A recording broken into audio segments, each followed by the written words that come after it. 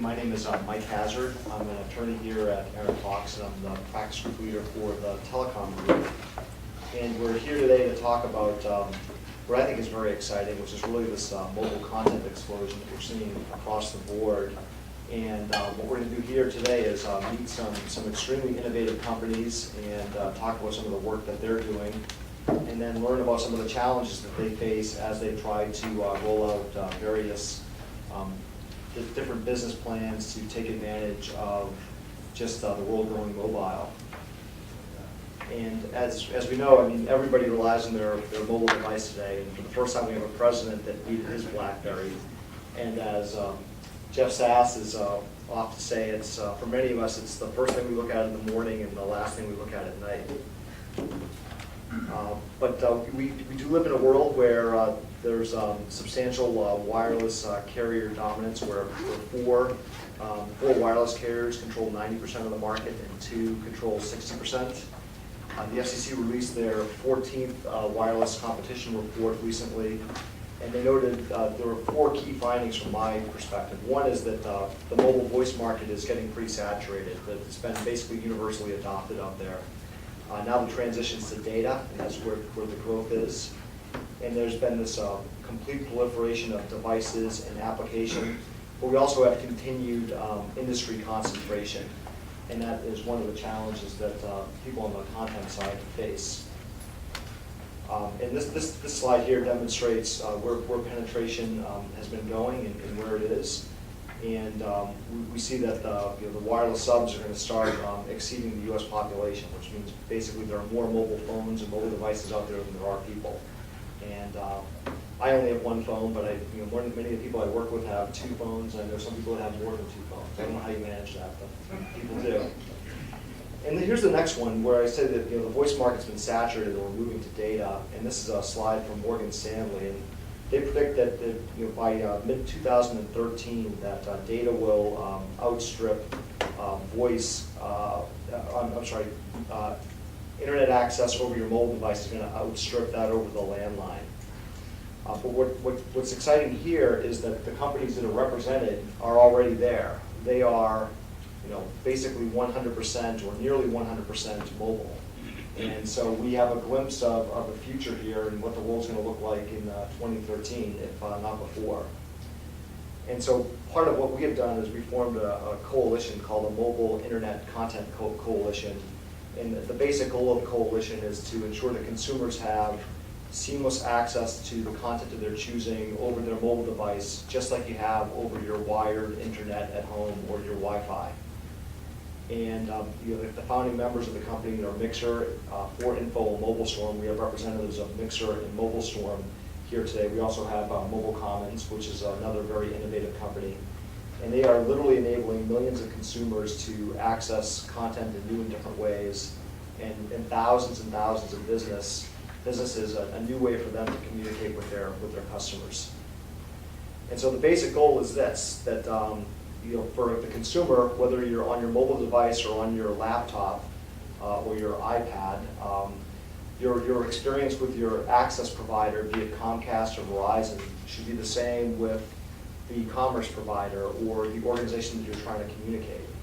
And so again, we want the consumer's experience to be seamless, whether you're using your mobile device or your personal computer or other device. And with that, I'm going to turn it over to Jeff Sass from Myxer, who has a very engaging business and a very entertaining presentation. I don't know about that, but thank you, Mike. We'll see. Well, thank you all for coming early on a beautiful Friday here in Washington.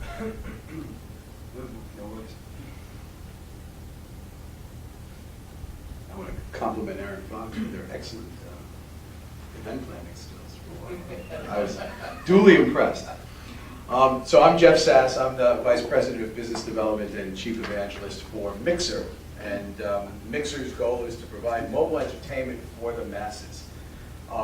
We started the company 5 years ago, and when we started out, we recognized that mobile content is really hard.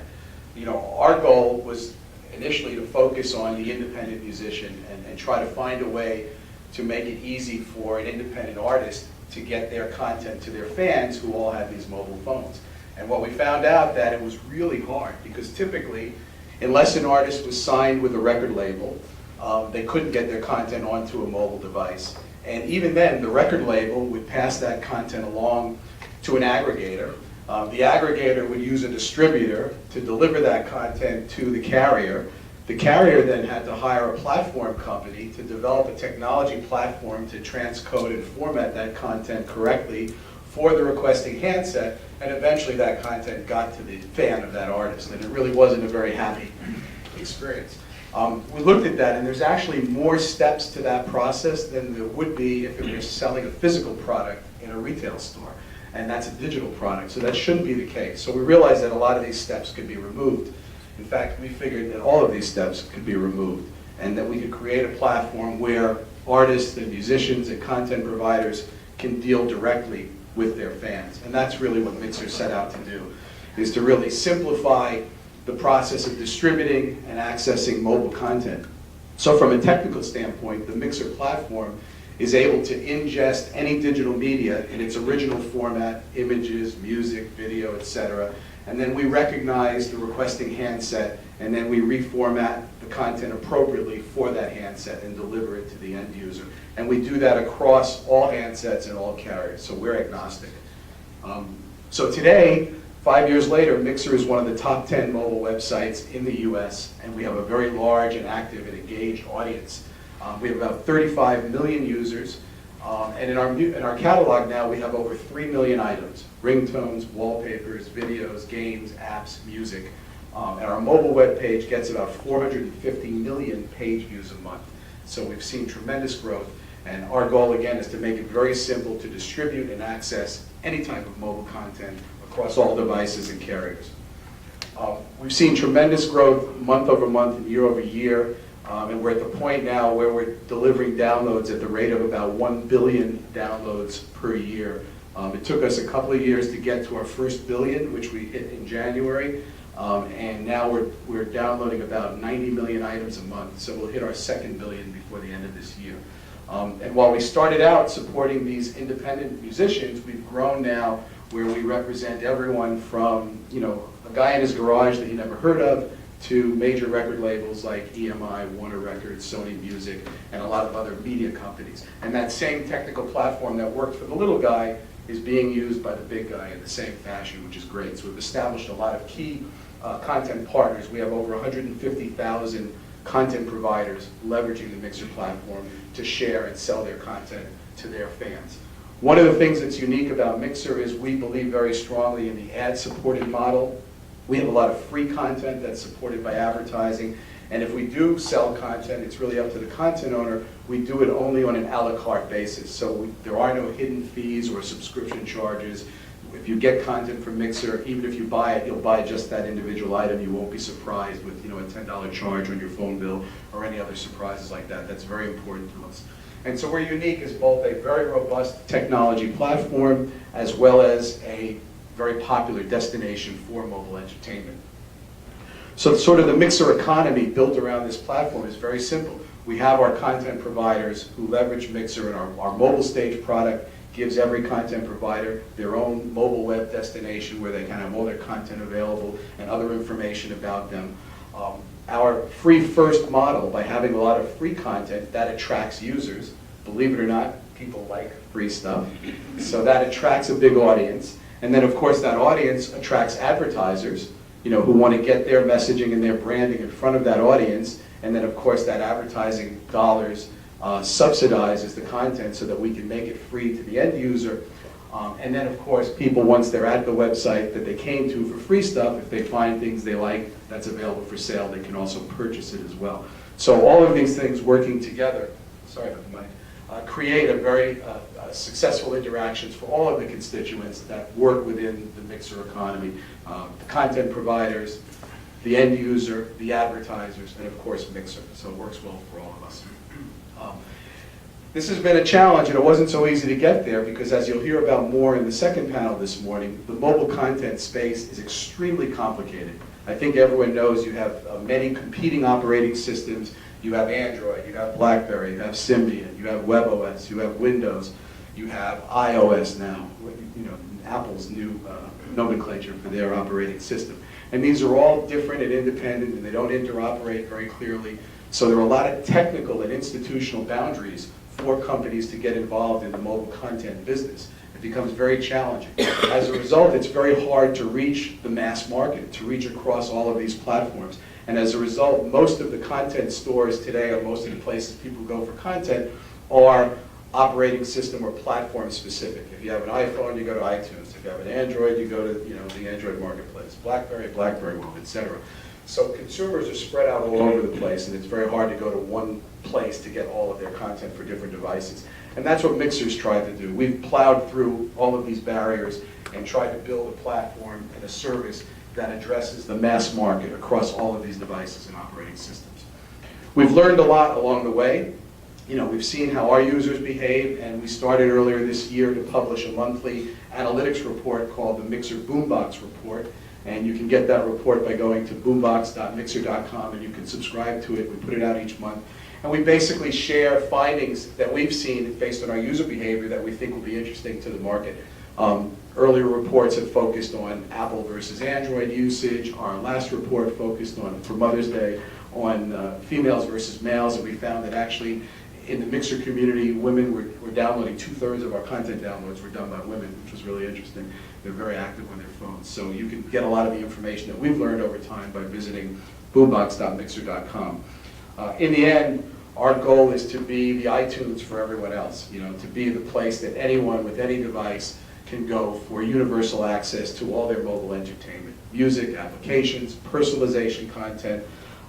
We also deeply integrate with the social web, which is becoming more and more important, so it's very easy through Myxer to share content on Facebook, on Twitter, and really spread that content, which is very important to our content providers. And in the end, this is an open platform that allows anyone, from an individual, any one of you in this room can set up a Myxer account and start sharing your content, to the largest of the media companies. It's an open platform that can be used by everyone. That really gives you a quick introduction to Myxer, and I look forward to answering your questions later on during the panel. Thank you.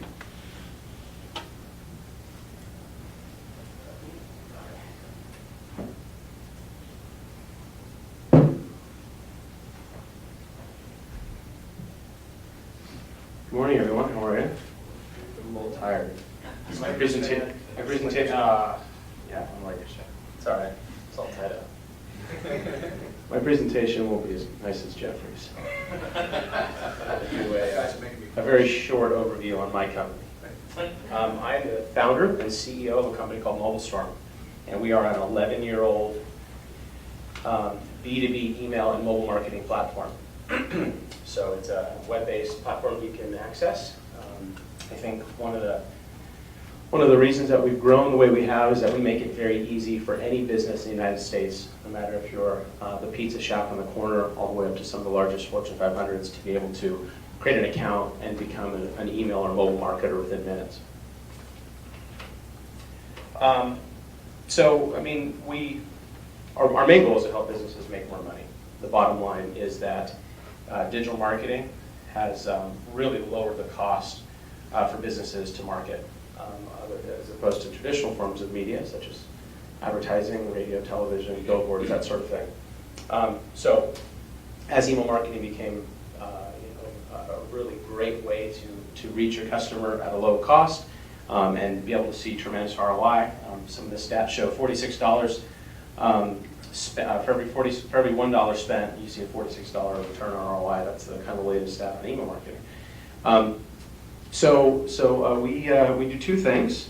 I think one is we provide a platform, as I said, our technology platform. The second thing is we provide what we call the human factor, which are the human services. So we have a very large staff of account managers, strategic consultants for email deliverability, mobile marketing best practices, and professional services, integration, that sort of thing. All right, so just real quick history. I founded the company in 1999. I was 8 years old. We developed actually the first mobile marketing application for the music industry. I actually, before that, had an independent record label, and we wanted to get our music on the desks of the A&R agents, and we figured what better way to do that than to create a relationship with them on a technology level. So we started developing websites, spun off a little technology portion of the record label, and then we got this opportunity to build this AvantGo channel. I don't know if anybody remembers AvantGo, but you can sync your handheld and take content with you. So we built that for Interscope, Geffen A&M, got tons of press. It really launched the company, and I said, well, this record label thing doesn't look like it's going too well. There's lots of consolidation. All of a sudden, this kid came out with Napster, kind of ruined it for everybody. So I jumped ship and said, well, if you can't beat them, join them. So I started mobileStorm. So we help companies navigate industry regulations, especially when it comes down to privacy, any sort of legislation that's going on. And clearly, being involved in MICC is really important to us because we really see the businesses in a tough position with not being able to launch their services quickly. We also see businesses in a tough situation with having to navigate this industry with all the different demands that the carriers ask and certain things that the government's putting in place. So they look to us to ensure that they're following best practices. So our technology actually takes care of a lot of that. But then there's also that human factor when we come in and we can say, well, Kaiser Permanente, this is the right way to send a message, and this is the types of information you have to have on it so you're compliant and your shortcodes and shut down. And really acquiring, developing, and maintaining a customer database, that's really what it comes down to. So how do you build a database, how do you market to it, and then how do you keep those customers happy for life? The philosophy, I talked about an email and mobile marketing platform. Technically, we actually offer 7 ways to communicate through the same interface. So we offer mobile apps now. We just launched that a few days ago. We offer voice messaging, fax. Believe it or not, we saw customers using that. We're phasing it out on the new platform. But we also RSS, and we also offer video. So you can actually upload a video, and it will be published across all the major video sharing sites. And we'll give you kind of an aggregate view of how many videos are being viewed and across YouTube and MySpace and whatnot. Really it came down to the fact that we realized that people were very unique, depending upon your age, your gender, your ethnicity. You might gravitate towards one sort of communication medium. Social media we see really as the next frontier. So we're actually in the process right now. I just got back from Beijing where we're building a brand new platform that's going to truly integrate email, mobile, and social in a way that's never been done before in our industry. We call it integrated communication framework or integrated communication management.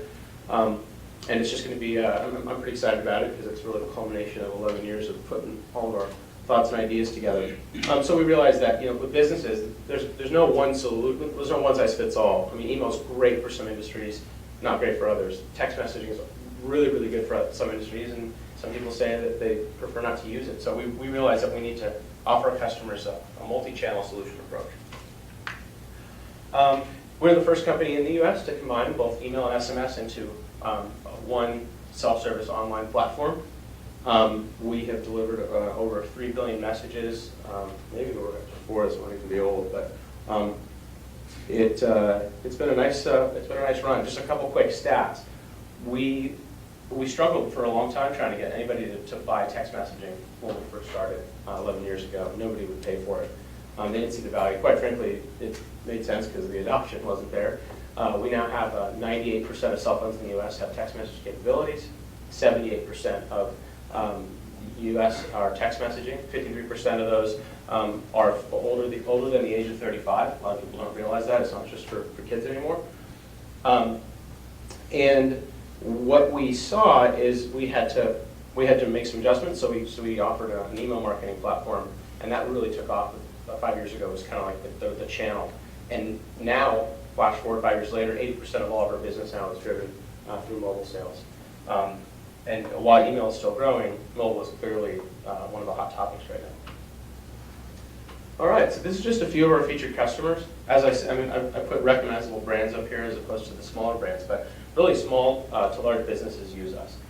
And even though we've traditionally powered a lot of companies in terms of helping them market, now we're actually getting into some of the more utility type of messaging. So we launched into healthcare, pretty dramatically. We have locked down 4 of the top 12 largest healthcare companies in the U.S. to do health alerts and appointment reminders.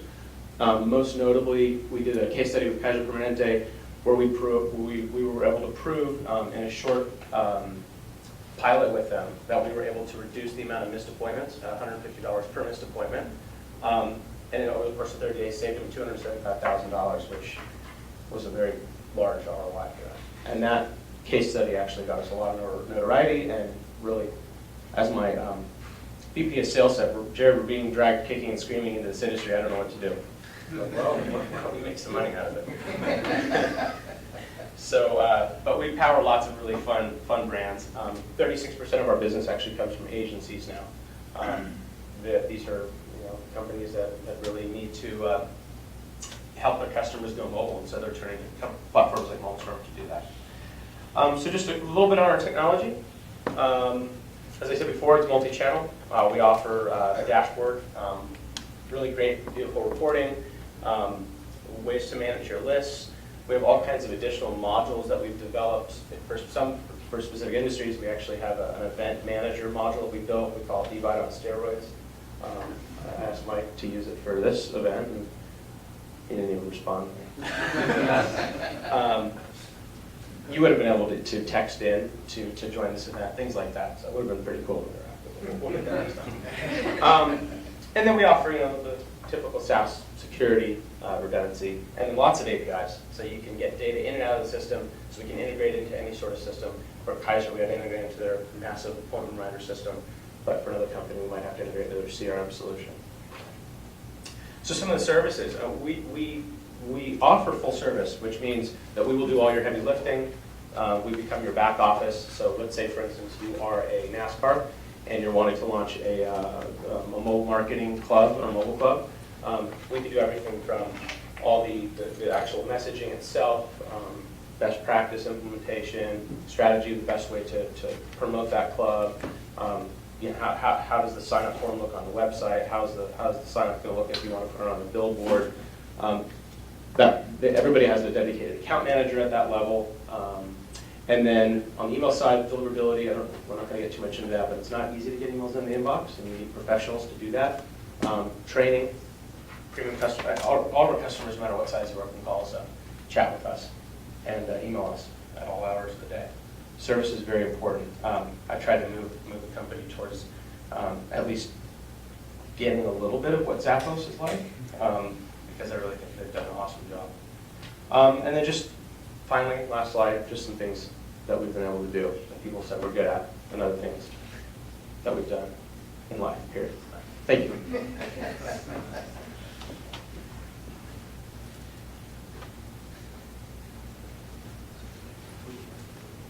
Okay.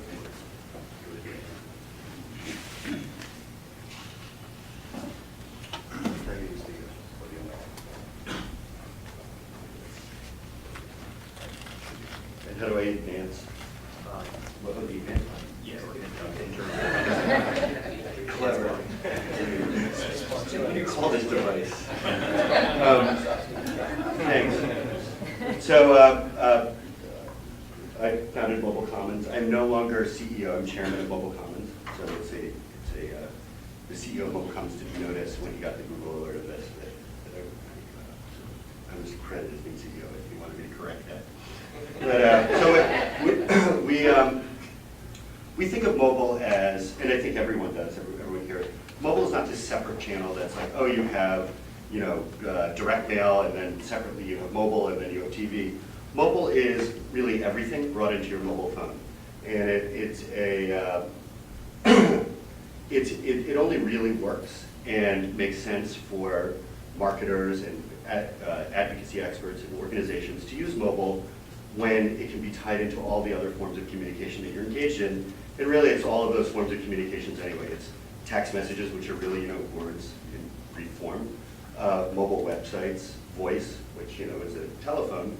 And mobile web and all those kinds of things, and video, which are all really exist somewhere else as well, and people use other devices to receive that kind of information and act on them. So we think of what the real powerful thing about mobile is it's everywhere. People have it with them all the time, and because it's relatively uncluttered, it empowers engagement very, very rapidly. So we work with, these are a number of the customers that we work with, and we work with other kinds as well. And one of the reasons I'm showing this in addition to being extremely proud of working with all these customers is all of these organizations, of which there are many types, ranging from, like the New York City Department of Public Health, the California Department of Public Health, Martha Stewart, Oprah, Public Radio, AT&T, all have this exact same communication needs and use the exact same platform to facilitate communications. And really what mobile does is, helps engage customers and engage constituents in a way that is fast acting and ties into all their other forms of communication. All of us, I think in many ways, all of us deal with all aspects of mobile phone, from advanced apps to mobile web and in our case, a lot of voice. But really what's driving everything right now to reach the greatest number of people is SMS. And I just want to put it in perspective. 5 billion sort of speaks for itself. And you got an idea of the reach. I think 70% of people who have mobile phones use the text platform. Significantly for us and many of our customers, whether they're public sector or governmental, it is a really what we call a rope bridge for the digital divide. It reaches pretty much everyone that it doesn't have reliable or persistent internet access, which is, according to Pew, like 2% of, 30% of the population. The other thing is just to put text messaging and to some extent mobile web and voice into context. The most successful iPhone app has less than 2% reach. And I think it's an iPhone app that made the most successful one ever is like something that makes fart noises. So if you think about it in terms of how much reach you can get and deliver, text, voice, and stuff that really works in every phone. If you're a marketer, you're trying to reach people, not selling content, because content can be very, very well delivered in apps, but really trying to reach people with messaging and actions. SMS in particular is really incredibly significant and reaches everyone. And 5 billion text messages a day way outstrips the number of voice calls made. These are the ways some of our customers use it. Use text messaging, the MobileCommons platform. I think over the past 8 or 9 months, we've generated about 1 million advocacy calls and everything ranging from climate issues to immigration reform issues. It's used to organize people, organize very hard to reach people. It's used by lots of organizations for things very effectively. And one of the things it does very well is it accumulates data, and I'll show you in a minute, allows for measurement and really understanding in almost real time what the results are. Things like smoking cessation programs that businesses and communities run. Other things like public health, for example. I'll show you an example of that later, but the text in your zip code and find out where to get an H1N1 vaccination. If you're a member of a hard-to-reach population in the inner city of California, that became a really effective way to get public health messaging out and to get people to reach into the public health system.